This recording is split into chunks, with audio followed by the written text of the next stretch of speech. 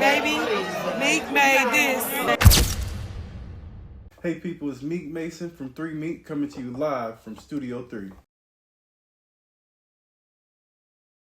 So, out of all the questions I've been asked throughout my, sewing career, there's been one that's always stood out to me that I've always, been asked it a lot of times.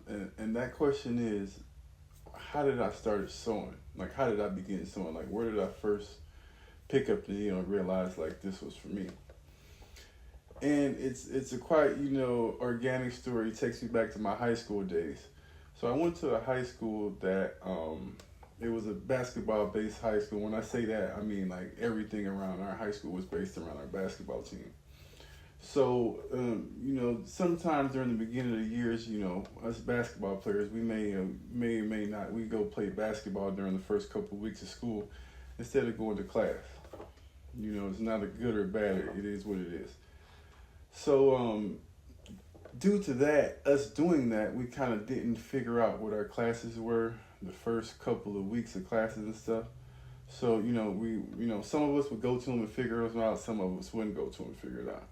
So it was a class I was in, it was costume design, because I was a theater tech major at Paseo Academy of Fine and Performing Arts. That's in Kansas City, Missouri. There's a lot of great artists and great people that have to do with music, art, design that, come from that school. You can look it up on your own. But so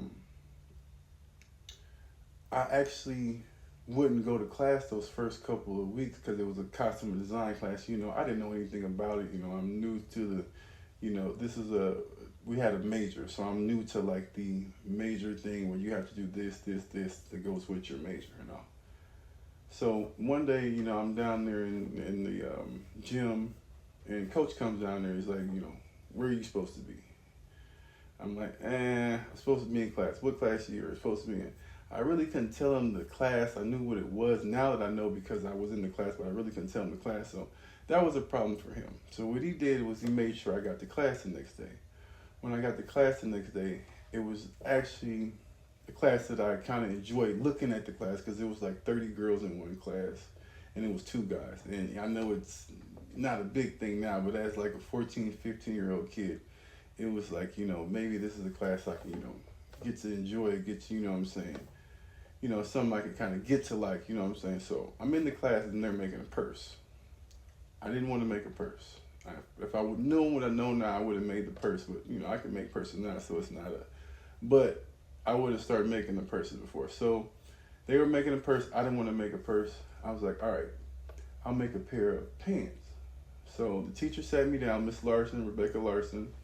She sat me down in front of the sewing machine, she gave me the basics, she sewed, but I took off and I was a natural at it. So what ended up happening is I ended up finishing my pair of pants before they finished their purse, even though I started after them.